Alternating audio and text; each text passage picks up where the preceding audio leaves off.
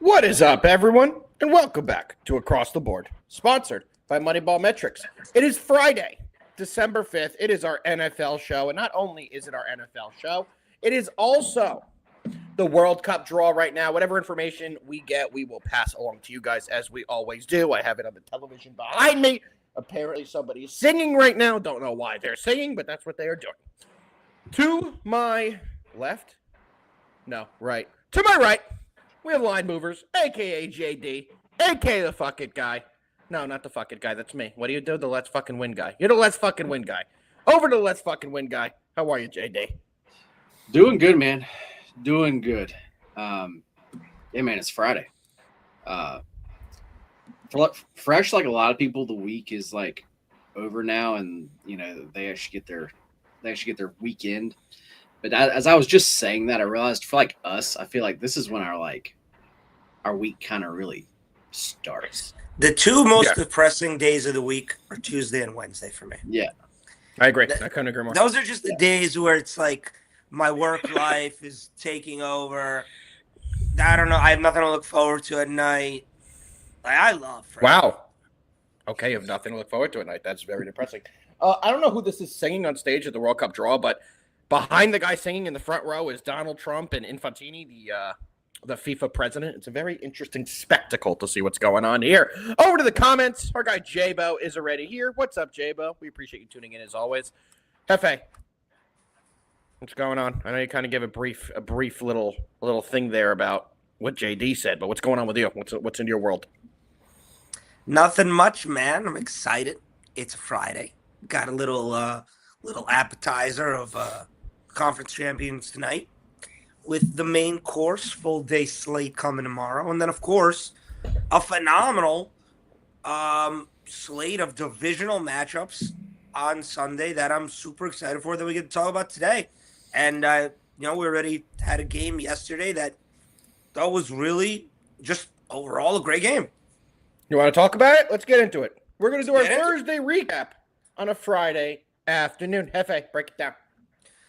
Listen, I was on Lions. Even though there were times where that game was one score, either a field goal or 8 points, I never felt it was close, to be honest. I think the Lions, especially Gibbs, just had his way. They had so many running lanes, so many different times. Moss and Brown, who was supposed to be out for weeks and then looked perfectly healthy to me yesterday. You look good. Lions, when Jared Goff has time and is able to run that offense, they can score points on anybody and compete with anybody.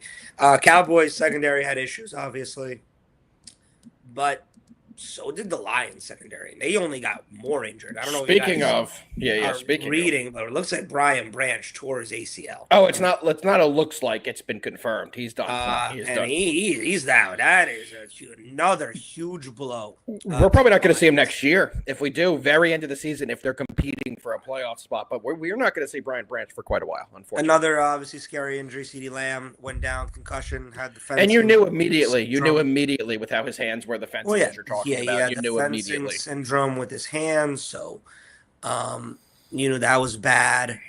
But who knows how that ends up? Might be playing next week for all we know. But overall, ipso facto, bottom line statement is Cowboys season is over. Yep. And the Lions, the Eagles need to literally go 0-5. But I mean, let me pull it up here. And the Eagles have two matchups with the Commanders left, both in Philly and in Washington. Let's take a look at the wild card picture. Is there any chance they can get in? Let's pull it up. They have none. The Lions are now above them. No, I know that. Two games above them. So 7 teams make it per conference. The Cowboys are currently 10th. That's tough. They need to make up 3 games on the 49ers. That's tough. It's not happening. Their season's over. The only way the season's not over is if the Eagles legitimately completely fall apart, don't win another game, the Cowboys are on the table. It was a big game for them. So for me, it was also a big game for the Lions. They put themselves in a position where somebody in their division has to lose on Sunday between Packers and Bears because they play each other. So they will be tied with that team, I believe, because that one of those teams will have 5 losses. And I can't remember. Obviously, the Packers beat the Lions, but I can't recall if the Bears and Lions who won or lost that matchup earlier in the year, Bears Lions. I'm pulled up. or if they've even played. Nothing's registering for me. They have. The Lions won 52-21, week 2. Wowzers! Yeah, a long time ago. So the Lions are Packer fans because Correct. the Packers beat them.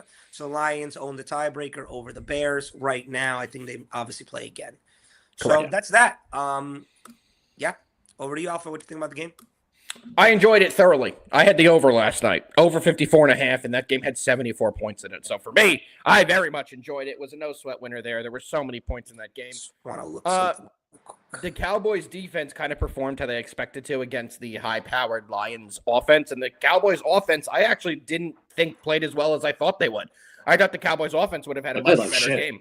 They played like shit. And my biggest takeaway is going to be George Pickens. Damn it. I was going to bring it up at the end. I gave you an hour. I gave you an hour to say whatever you want. No, I was going to ask you the question of, do you think he had a way better chance than he made it look on that last throw? He dogged it. He didn't go for it. He was uninterested all night. I think that's the best way to put it. He was not putting in effort. He was not coming back to the ball to make throws easier for Dak. He was waiting for the balls to get to him. He wasn't running routes well. There was a couple tipped interceptions because of him that he didn't secure the ball or at least make a better play and try and prevent the defender from making a play on it. This is why the Pittsburgh Steelers got rid of George Pickens. What you saw yesterday was the first time all year we've seen that with the Dallas Cowboys. But we saw that numerous times when he was a Pittsburgh Steeler. And that's the reason they got rid of him. So if you're a team, let's say you're the New York Giants, the Raiders, the Jets, and you have a lot of money this offseason, and you're interested in bringing in a big-time free agent piece like a George Pickens, it's a tough sell to ownership when he takes games off like he did last night. I really do think he hurt his market in that game last night because it wasn't just it was a bad game for him. It was a mental thing. He was not in the game. He was not giving it 100%, and that's been the story with this guy. So for me, very interesting there. George Pickens was the story of the game, but both these offenses are fantastic. They're both over teams, and I'm glad we were able to get a no-sweat 3-unit winner there. JD, I know you had a big winner as well. I saw that last night. What'd you think of the game? And then we're going to get into the injury hour with me. I have tons of injury news to help you guys with your fantasy teams, with your betting this weekend. We've gotten a ton of information in the last hour. But before that, JD. Yeah, I feel like I have a lot of different things to say here. As far as George Pickens goes, like you said, he seemed like he was disinterested, especially after Lamb went out. Why? Lamb just went out. Lamb was torching them. Lamb was having a huge game. Lamb goes out. You know your team needs this game. This is the game they have to have, and that's when you decide finally just to fuck off, essentially. Yeah, not play your bet. It made no sense to me. As far as in the fourth quarter there, that actually deep ball, I don't know what he was doing there. He could have just reached his arms out, caught the ball. He just didn't. But anyway, there was a lot of talk the past few weeks as far as between him and Lamb, actually, who was the real number one. And no, last night showed you there's a clear number one, and he is always going to be the number one there. Moving on from that, the Lions did what I thought they would basically do, but they did it better than I thought they would because it was all about was Goff going to have time to get the ball down the field, and actually he did, and he didn't even have to really get it that far downfield. I mean, just slants were absolutely killing them. Yep. And then actually the yards after catch was insane. Gibbs is so fucking good. He's so good. He was making some of those defenders look so stupid. Oh, who was it? Deron Bland. He was literally embarrassing. It was all night. It was on the out route when Gibbs was a receiver and made him literally fall out of bounds. He stumbled over himself, and he didn't catch his stumble. He tried to, which made him fall again. So he did the old double fall there. Gibbs absolutely undressed him, and Gibbs stiff-armed him or ran through him a couple times as well. He was having a tough time with Gibbs out there. But what I had there, the biggest play of the night was that Cowboys was for them to score at least 27 points. That got there, but that was, like I said, that was with them not playing well. Like on the offensive side of the ball, they just kept hurting themselves. over and over again there. And so, yeah, I mean, even with how bad the defense technically played, if the offense would have not have hurt themselves, that would have still been a close game. Like that Absolutely. would have still been right there. I agree. It probably would have been whoever had the ball last. Yeah. Type of thing there, but yeah, it's just another situation where the Cowboys have a big game and they don't play their best. 100%. Can I read you Gibbs' last 6 games in terms of touchdowns? Sure. 3 touchdowns, 0 touchdowns. 3 touchdowns, 0 touchdowns. I'm sorry, other way around. 0 touchdowns, 3 touchdowns. 0 touchdowns, 3 touchdowns. 0 touchdowns, 3 touchdowns.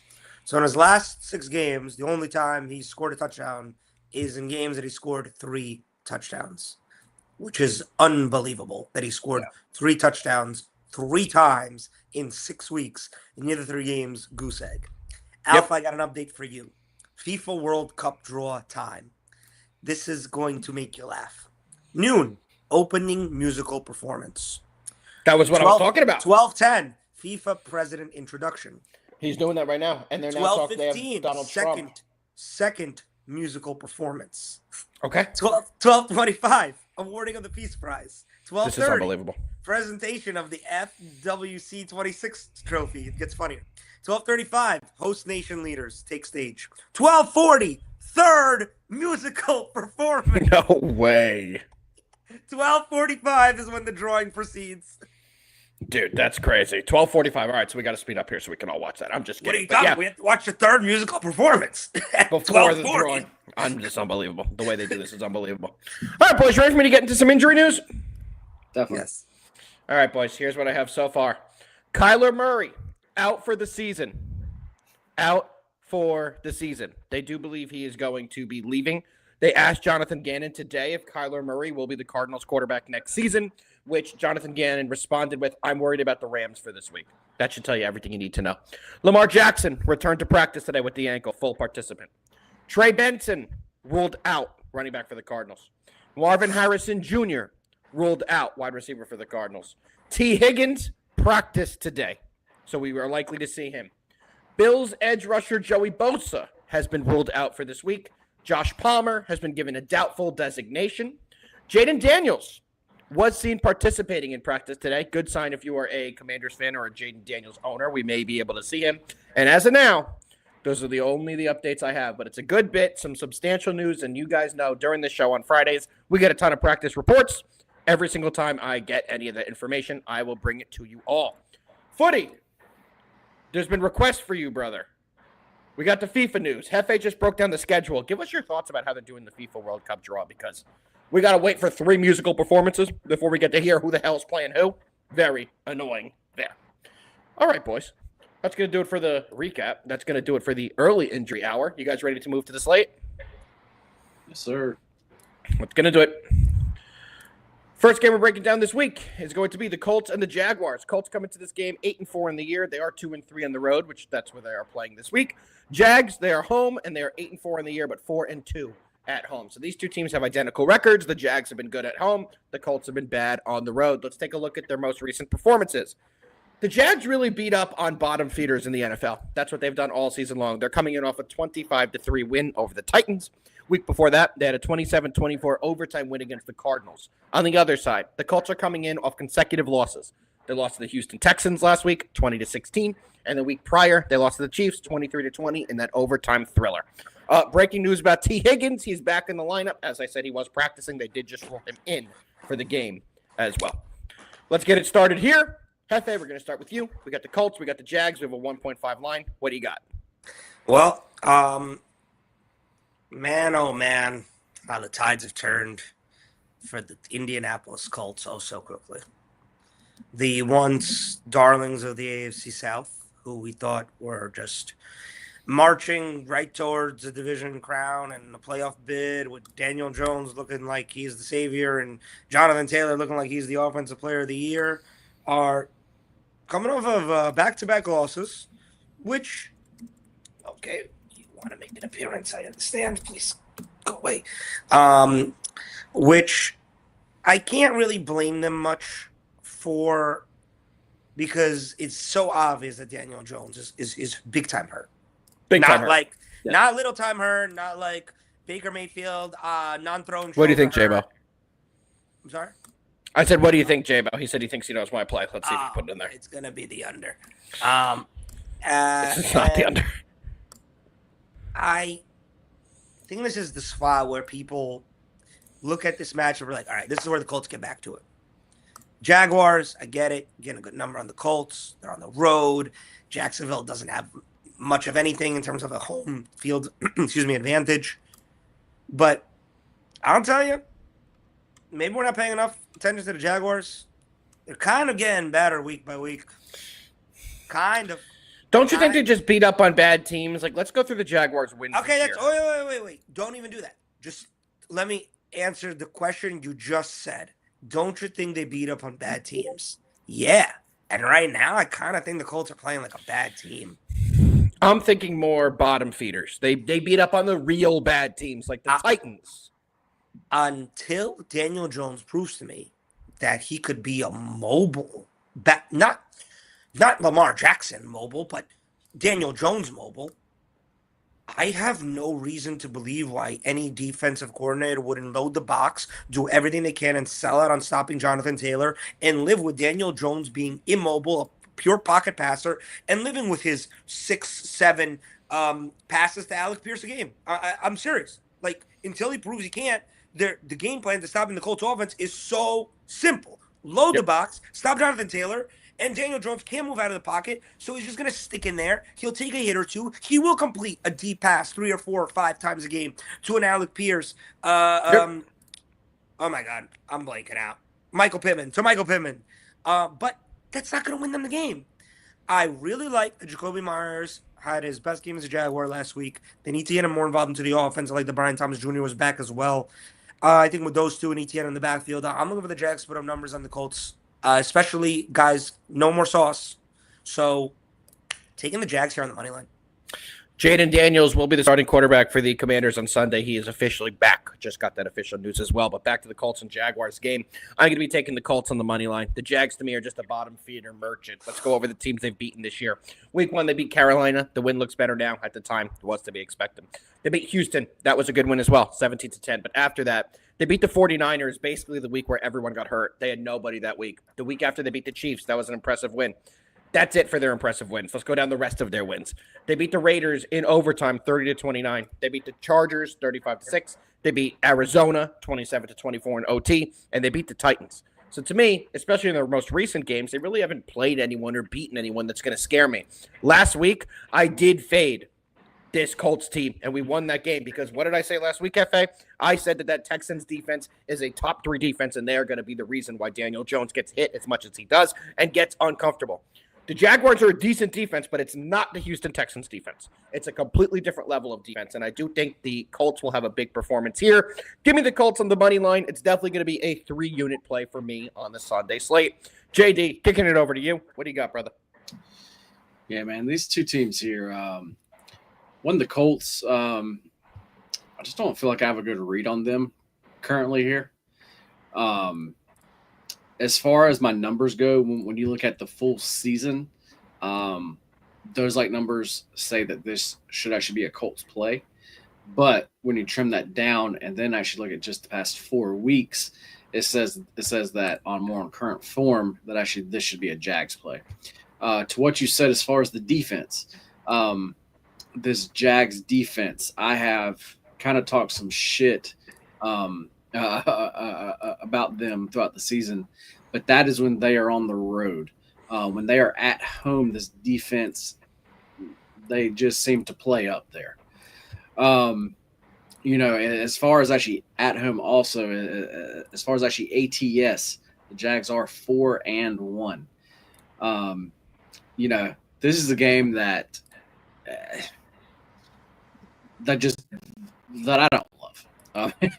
I mean, to just put it simple there, this is one that I definitely need to spend some more time with.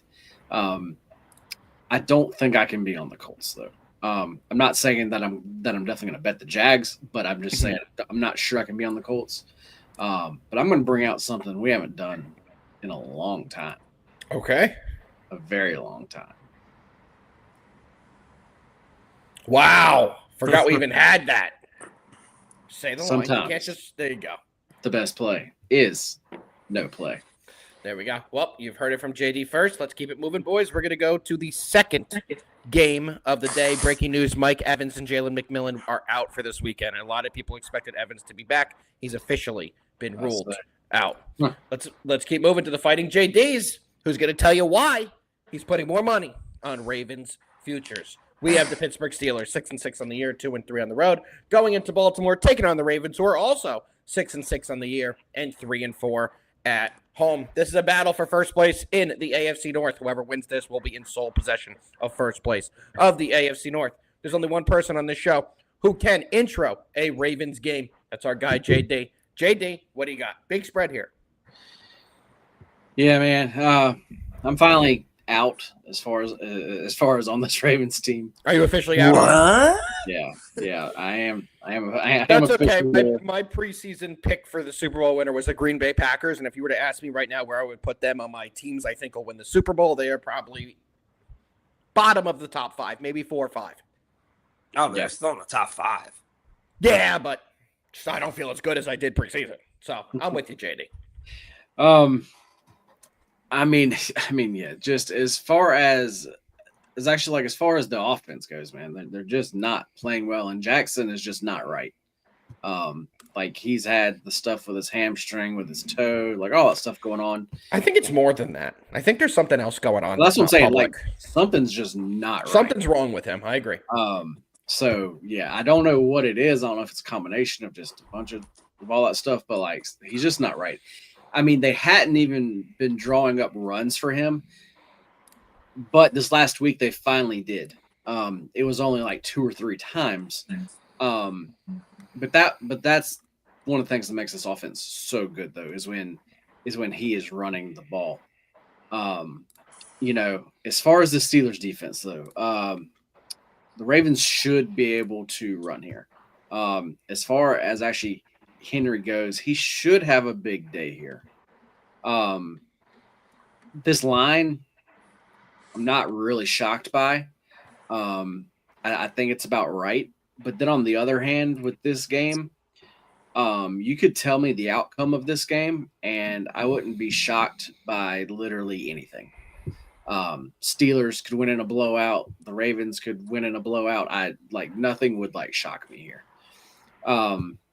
Thing with the Steelers though, man, they've been looking bad. As far as actually Aaron Rodgers goes, I mean, he's clearly banged up, and not having a good time. No, you can see it every time on his face. Yeah. He's not having a good time. And as far as this Ravens defense goes, at the first few weeks of the year, we were like, holy shit, they are bad. They have improved greatly. They have gotten their pieces back. That is the one part of this team that I can say I do think will play well here. Is actually going to be their defense. What I'm looking at here, this is another game I have not played yet. But I'm kind of looking at a money line parlay with the Ravens, and I think attaching them to the Seahawks. Okay.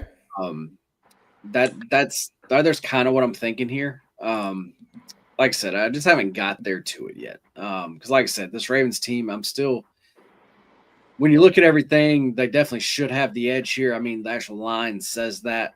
It's just, will they come out and show it? I mean, they are coming off of that very bad loss.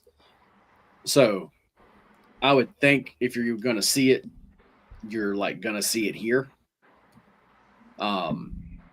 So yeah, there's why I'm thinking that, but like I said, I'm just still not quite there yet, and would love to hear what actually both of y'all have to say here. Jefe. So I've been looking at the last couple games these teams have played. Ravens coming off an embarrassing loss, national television, Thanksgiving night. Steelers coming off an embarrassing just stretch. Steelers' last good win, because they have won a game since this game that I'm about to speak about, was against a Joe Burrow-less Bengals team where they kick their butts. No, that was their last win in general, right? Yeah, that was their last win. Yeah, that was their last win. The win before that was a really good win against the Colts when the Colts were on unbelievable, really hot. And that game plan was so simple if you remember it. Just like I spoke about what the Jags need to do. We're going to sell out to do everything we can to stop Jonathan Taylor, and we're going to let Daniel Jones beat us. And we're going to blitz, and we're going to blitz so much that you're going to be sick of us. And it worked against Colts. They have to have that same as that game plan against the Ravens. They got to take Derrick Henry out the game, which, to be honest with you, some teams have had pretty good success doing that this year. And they have to make Lamar Jackson, with whatever his ailments truly are, beat him, both with his arms and his legs. And I think that's what they're going to go with, at least for the first. You know how they say the first 15 plays of the game on each side are already scripted? The coordinators have them written out. I think that Mike Tomlin, as his defense coordinator, writing out that exact script on defense for the first 15 plays. Make Lamar beat us any single way that we possibly humanly can. I lean at the end of the day towards something kind of like what JD said, putting the Ravens in a money line with somebody else. These two teams have no love for each other. And I'm pretty sure Lamar Jackson has a horrible record versus Aaron Rodgers, like just head to head. I don't know the top of my head. I just kind of remember hearing that in passing, but I don't know what the record is. Maybe I'm wrong. And then that just Rodgers owns him in some way, but can't really think of how many times he could have even played with Rodgers' recent injuries. What? This will be the first, according to Google, this is the first time these two will be playing each other in the regular season. Oh, that's weird. Okay. Then maybe I understand different. Whatever. I really feel like the Steelers have a chance to win this one for no reason. But I feel more like taking the Ravens and putting them in a money line parlay. And actually, it's funny. I was kind of looking at the same one that you were, JD, because Seahawks have a interesting money line number when it comes to like the other teams that I was considering, like the Rams, who are very inflated, the Broncos that are very inflated, Bucks at home, very inflated, Seahawks on the road against a Falcons team that has a statue for a quarterback has a pretty solid money line. So I actually kind of think the same way as you.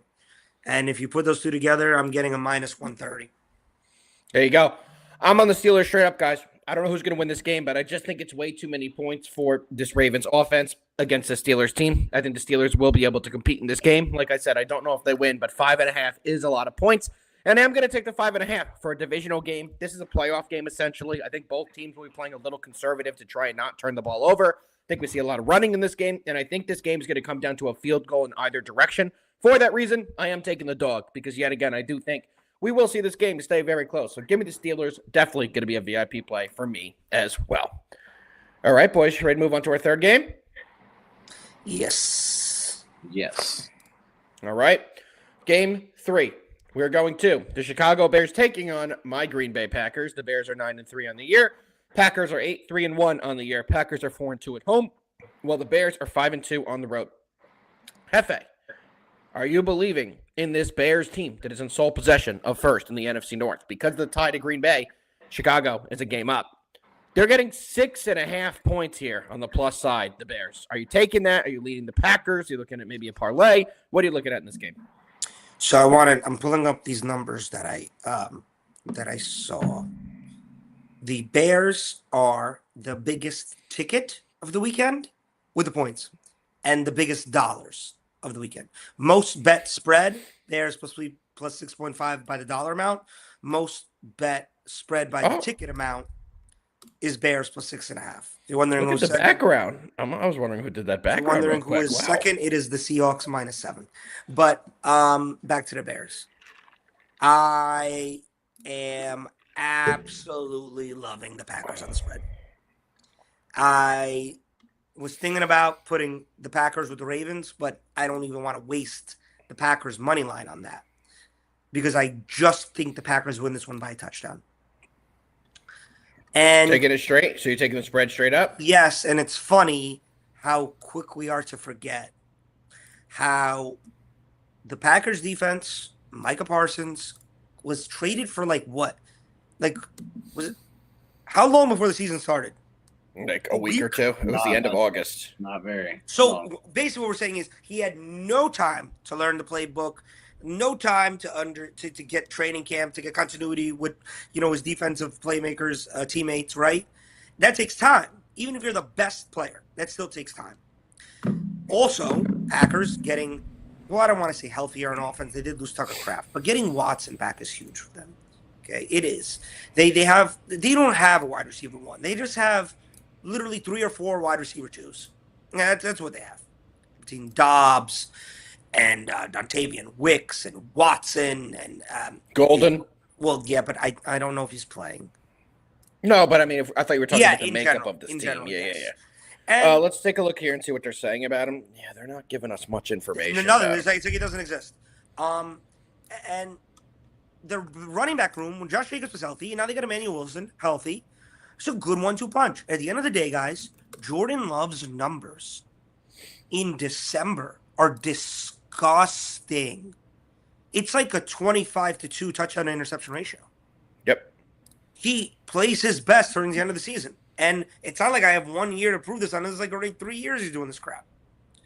I'm throwing with the Packers -6.5. I think they win this game and show everybody that they're for real on offense. They still have a fantastic head coach who's a great play caller, and their defense is only getting better. I agree. I think this is a regression spot for the Bears. I am going to be taking the Packers. The public is all over the Bears in this spot, guys. I'm saying 85% on the Bears spread, and I understand why. They've looked great as of late. They did beat the defending Super Bowl champions, the Philadelphia Eagles. They've been playing out of their minds as of late. They've been playing some good games. They've won at least 5 games consecutively. Let's see how many exactly they've won in a row. Granted, half the teams of that 5 are dog, you know what, but they've won 1, 2, 3, 4, exactly 5 games in a row. Their last loss was against the Ravens. Before that, they won 4 games in a row. So they're winners of 9 of their last 10. This team's playing some great ball. But this is a tough spot for them here in Green Bay, at Lambeau, with the Packers, in a must-win game. Unfortunately, I do believe that the Packers will blow them out. I agree with the comments here with Thomas. I agree that you do have to fade the public on this one, and it's definitely a Packers play. I'm all over this spot. Packers -6.5, kicking it over to my guy, JD. What do you got? Yeah, just like we kind of talked about last week, I didn't think I was going to be there on that Bears team. And it was a week where we actually backed them, and they actually got that outright win. Here, if I'm not mistaken, they're going to play Green Bay again, correct? Here in a couple weeks. Yeah, they should. Yep. Okay, yeah. So if I was the Bears, I would be thinking, okay, we just need to split these. Yep. And I was thinking about that and everything, and then, but as far as actually Ben Johnson goes, guys, like he is such, like, he's just so good. On the offensive side, he's phenomenal. Yes. There's no denying that. There's no denying that. And he has such a deep bag when it comes to actually like the offense. I don't think I can just go like I can't just lay it with actually Green Bay here. I'm definitely not going to take the Bears side. What I'm looking at, I just pulled up the weather for this game. Looks like temps at game time are going to be around 20. And they're going to be falling below that during the game. So it is going to be very cold. But besides that, it actually looks like the weather is going to be fine. As far as this total, guys, I'm kind of looking there. It's at 44.5. That actually, like, that's a key number there, getting it below 45. This Bears team, they can still score points, guys. They can still score points. As far as their team total, the books are asking them to actually score 19. I kind of like that, but I also think the Packers are also going to be able to score. Great. Because just like we said last week, the Bears' defense is what I don't like about them. And they're actually, I cannot think of his name right now, but they are missing another piece this week. On the defensive line?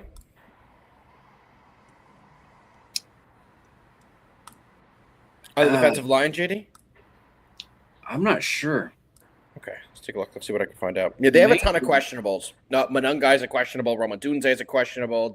Dominique Robinson's a questionable. Tyreek Stevenson's a questionable. And TJ Edwards, one of their better linebackers. They're all true questionables for this game. Yeah, that's who it was. Yeah, what's the line?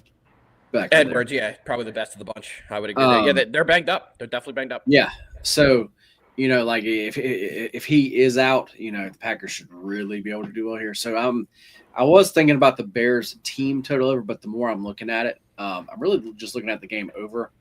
I know it's going to be stupid cold, and as far as the offense, that normally does not help there.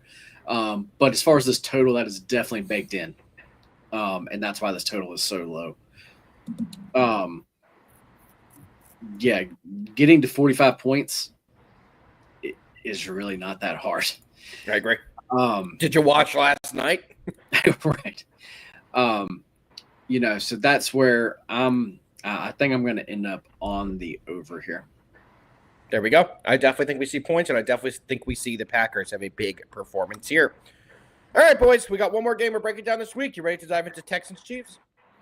Let's do it. Did we go to Jefe? Jefe, did you? Yeah, you picked Packers. I'm not even going to ask that again. Texans, we got Chiefs. Texans are coming in off a big win. We all know what happened last week for this Houston Texans team.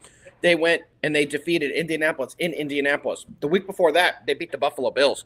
And then the 2 weeks before that, they did beat the Titans. Not impressive. And they beat the Jags, which right now doesn't look like a bad win for them. On the other side, the Chiefs are losers of 3 of their last 4. They're coming in off a loss against the Cowboys, 31-28. Texans come in 7-5 on the year. Chiefs come in 6-6, 5-1 at home. So if you're going to bet the Chiefs, at home is where you want to do it. This is Sunday Night Football. Massive game here. JD, kick us off. We got the Chiefs. We got the Texans. What do you got? Man, for me, this is another tough game, guys. As far as this slate, if y'all couldn't tell, I think these are going to be great games to watch. But as far as betting, I'm having trouble. As far as real value, I'm having trouble finding plays here. But this one, kind of I believe it was Thomas in the chat just said, as far as the Chiefs, as far as my numbers, everything is telling me about the Chiefs. As far as Thomas says, he actually doesn't like the hook. I actually do like the hook. When you have a home team laying actually 3.5 points, that is the books saying. That is the books. They are actually taking an actual stand there, and they basically are saying that the Chiefs are actually going to cover that. And actually that's why that hook's there. So whenever I see a home team with that hook, I actually like them more. Interesting. And that's why Red Hot Take just says, plug your nose, take the Texans. I'm kind of thinking the other way. Plug your nose and just take the Chiefs. Because the Chiefs, I feel like I've been on them in multiple ways over the past few weeks. And one of those weeks it worked out. The other weeks it did not. So that's why it's kind of tough to back this team, it seems like. This Texans, as far as their damn defense, man, is so good. Yeah, now there could be the same thing there. You just have to bet that. But yeah, this is the Texans defense. They've been playing so incredibly well. This just seems like the Chiefs, they actually do have the extra rest. They do have the extra time to actually prep here. For me, this is either Chiefs or either pass. Like I said, I'm still not quite there yet. I still have not made this bet. But it is definitely Chiefs or pass. This one's a little scary for me because when you take a look at the injury report for the Kansas City Chiefs, Josh Simmons, IR, Jawan Taylor, questionable with that triceps injury he picked up last week, and Trey Smith, who also picked up an injury with the ankle last week. Those two are questionable, and Josh Simmons is already out. So it's a little scary because the Texans' strength, everyone knows what it is. It's going to be that defensive line and getting pressure on the quarterback. The Chiefs' offensive line is banged up. Now, who's going to win that battle? Is Patrick Mahomes going to be able to get it out quick? I think that favors Rashee Rice, which someone put in the chat already as well. But that makes it a little scary to take this one. Before I get my play, Jefe, what are you looking at in this one? I just really want to take the Chiefs and buy them down to 2.5 and call it a day. Keep it moving. It is the Stroud. It is the Stroud. If you're going to play the Chiefs, don't you guys think they're a better parlay piece than playing the 3.5? No, because I don't trust I just don't know who I would put him with that it would make sense for me. Like, I guess taking the Chiefs and the Seahawks maybe instead of the Ravens, which I'm not like confident about. Seahawks. Chiefs. I actually don't love them in the fact that if they don't cover the 3.5, then I think they probably lose. Yeah, no, that's a fair point. I definitely agree with that. I don't. Thing is, Jefe, you're like me. You watched the entire Texans game last week. I know you did. We were texting throughout the whole game. Oh, I watched. I know you're. Don't you feel that this Texans team can compete here? Does the low total also affect how you feel about this game? Because we have a 41.5 total, and that's not a lot of room. Penn State and Iowa State head coach Campbell are finalizing the deal. Looks like Penn State has finally got their coach. When I watched that game yesterday, it's the Texans' ability to just, oh my God, be everywhere on defense. Zero holes on defense. Zero. And the Chiefs' issues their offensive line right now. Right. But even with the ability the Texans have on defense, on offense, I'm telling you, sometimes I watch the game and I'm like, yo, CJ Stroud really sucks. Or something's just not clicking. But then 2 plays later, he'll make a throw. You're like, wow, he's kind of back. But their whole game plan is dink dunk and figure out how Nico Collins or this Hutchinson or that the other guy that they drafted. Oh, guess who's on the TV doing the thing? The Heidi of the Clume. Oh, love. She's reading the teams now. We've gotten past the 3rd musical performance. Oh, we missed the 3rd musical performance. We're at that. Was it Shakira? I don't know. They're showing a bunch of teams. They just showed a United States flag, a Mexican flag. Does that mean that they're putting us in the same group? Who knows? Well, in 2 minutes you're gonna find out. Wait. But I guess where I'm heading at is, I think the Chiefs' defense can do a number on the Texans' offense, and I think at the end of the day, the best defense in the league. Blitz that. Mahomes knows what's at stake. And when it comes down to it, it could do some backyard football shit. I really want to take the Chiefs at 2.5, buy them a point. But I really like what JD just said about if the Chiefs ain't going to cover 4, they're probably going to lose this game outright. So what does it even matter? And I kind of want to agree with that because I don't think the Chiefs can win a really close game against the Texans because that's when defense is going to matter. I would agree there. I just think it has to be an off day for the Texans defense where, I don't know. Mahomes is burning them. JD, you somehow just talked me into Chiefs minus 3.5. Boom. Done. Well, thank God we have a little disparity in this show, boys, because I'm here to tell everyone it's a Texans spot. Plus 3.5. I think this game is another one that comes down to a field goal. I think the Texans are going to keep this close. I think their defense is going to be in the backfield all game long. Now, I kind of like the over here, too. I know that's really weird with everything I'm saying, but it's only a 41.5. I think that is so low for this spot that both these teams will be able to put up enough points on the other side.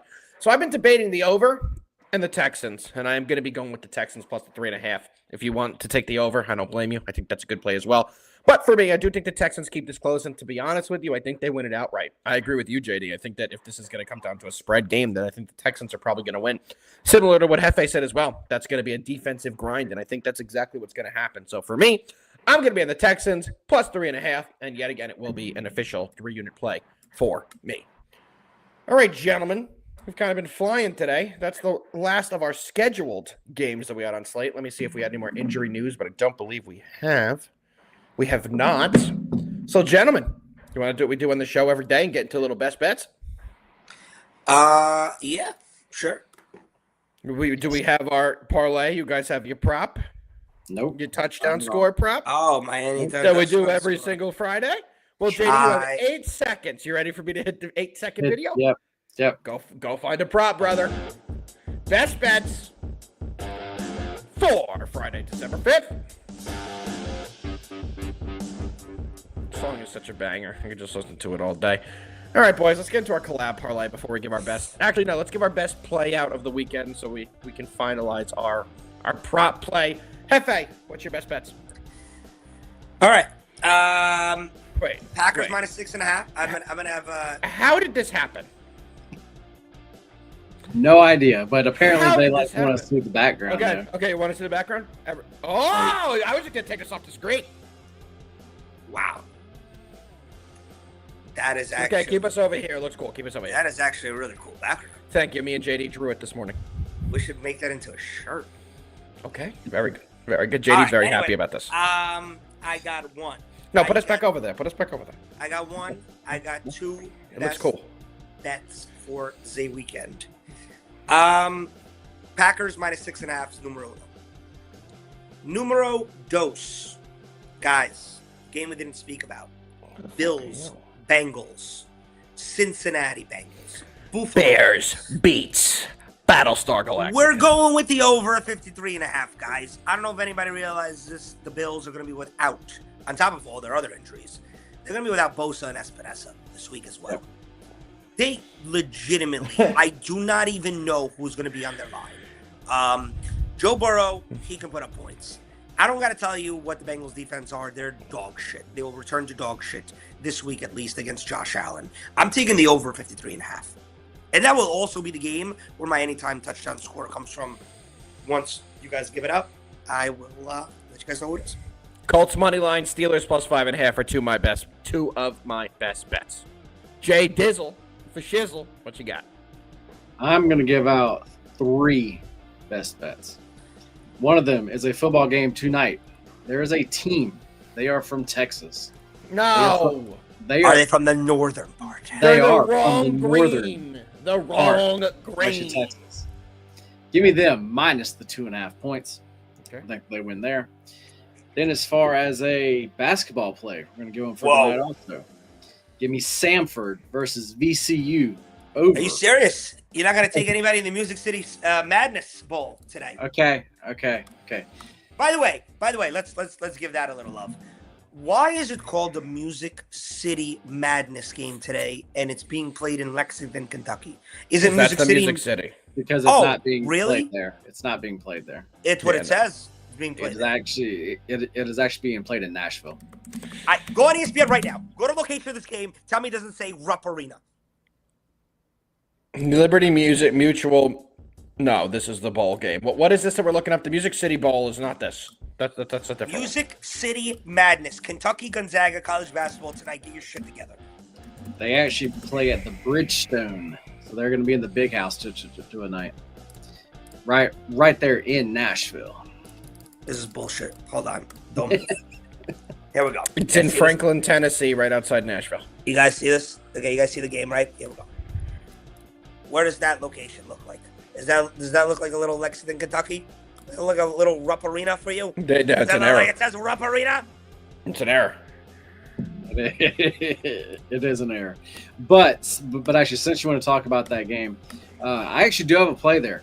And I went with the Zags team total over 82.5. Okay. I'm really not sure that the Zags cover the number here, but I do think it is going to be a higher scoring game. And I do trust the Zags offense more here. So that is how I'm rolling. There we go. Very interesting. I will have a hockey play. I'll give that out before we go. I want to say something about this American Conference Championship game that's being played in the city of New Orleans, where it is pouring rain, downpouring. Now, you hear Conference Championship game, you hear New Orleans, your mind goes, oh, amazing. They're obviously playing in the Superdome. Wrong. They are playing on Tulane campus. Outside. What the fuck? They couldn't afford the Superdome. Everyone knows that. They just couldn't afford the coach. The coach just went for Florida. They couldn't afford the Superdome. Why are they playing on campus? I just explained to you. Are the Saints home this weekend? Big question. Let me look. Who gives a shit? Let me look. No, they got to they're keep the camp- field preserved. Oh, yep. Nope. They could have played there. No. Oh, do they have a concert? It's probably one of those things where, like, I thought fucking- to a second I said, oh, they must have one of the big bowl games in the Super Bowl. And I go, no, wait. SEC's in Georgia. Big Ten is in Indianapolis, and Big 12 is in God knows God's no concert tonight at the Superdome. No concert tonight. I don't. I looked it up because I was listening to ESPN Radio today, and ESPN is doing ESPN Radio is doing Tulane, North Texas radio coverage, and they were speaking about how it was downpouring. So watch the total. Is all I'm saying. Watch the total. All right. Well, gentlemen, I do have one more play that I want to give out for actually Sunday, and it's a game and a prop. we did not talk about. Okay. Give me the Rams, guys. Give me the Rams -8. Yeah. This line, I think, really should be 10. I'm very shocked that it is not there.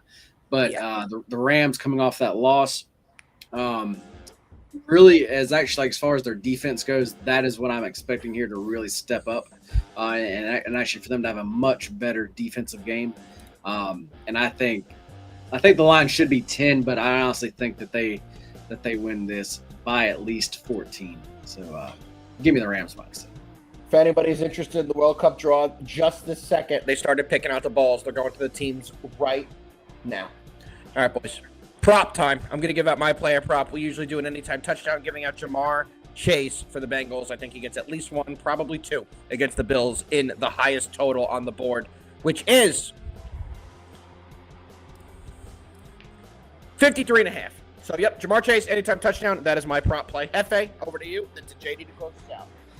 Khalil Shakir. Plus 260. I was just looking at that. Great play. JD.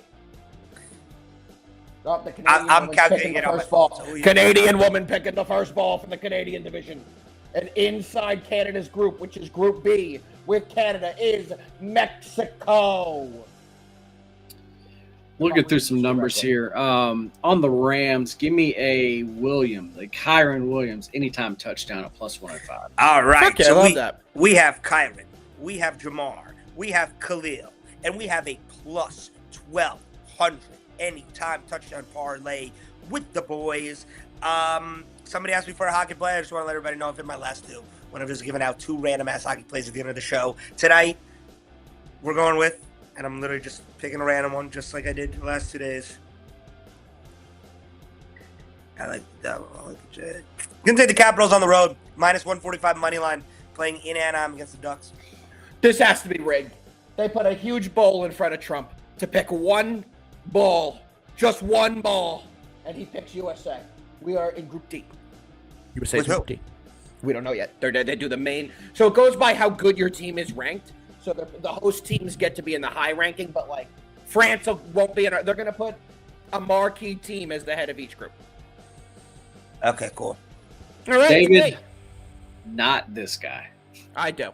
So JD. By the way, so we can watch it. Cardinals without Marvin Harrison, without Greg Go fuck Dortch, yourself. Trey McBride might have 31 targets. I agree. He's gonna have a big game. Game. The 40 targets actually. I don't even know. Well, I can't even name you another Cardinals wide receiver. Michael Wilson. All right. Well, JD, do that thing you do. Yeah, guys, fun show. It was really a fun week of shows. Yeah, guys, be back here on Monday, ready to do it again.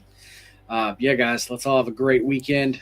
Let's all win some bets, and let's fucking win. Let's fucking win. We'll see you guys Monday, same time, same place. Final word: scale faster. Jefe, final word. Carl! Stand up and do it. Stand up and do it. I'm leaving it on to see if he does it. Let's do it. Do it. He's not going to do it. Goodbye, everybody. Have a great life.